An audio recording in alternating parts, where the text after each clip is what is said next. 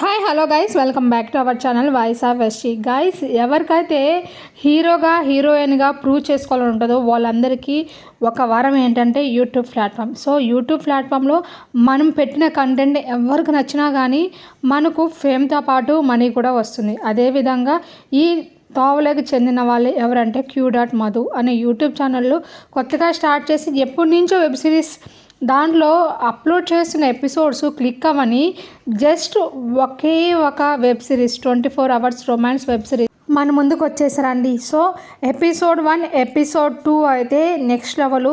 Episode 3కి వచ్చేటప్పటికి మనకు కొంచెము బోరింగ్గా, అంటే కంటెంట్ స్టోరీ అనేది ట్రాక్ తప్పినట్టు అనిపించింది. ఇది చాలామంది ఒపీనియన్ అండి.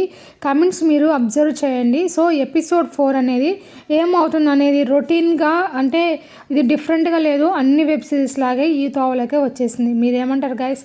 కమెంట్ చేయండి. కానీ ఎంతో ఎగ్జైట్మెంట్ని ఇచ్చిన ఎపిసోడ్ 1 ఎపిసోడ్ 2 ఎపిసోడ్ 3లో అయితే లేదు. జస్ట్ ఎపిసోడ్ 4 కన్నా ఏమన్నా చేంజ్ అవుతుందో మనం వెయిట్ చేయాల్సింది. ఎప్పటి వరకు అంటే మే 27th వరకు. మే 27న మనకు 24 hours romance web series episode 4 అయితే రిలీజ్ అవబోతుంది.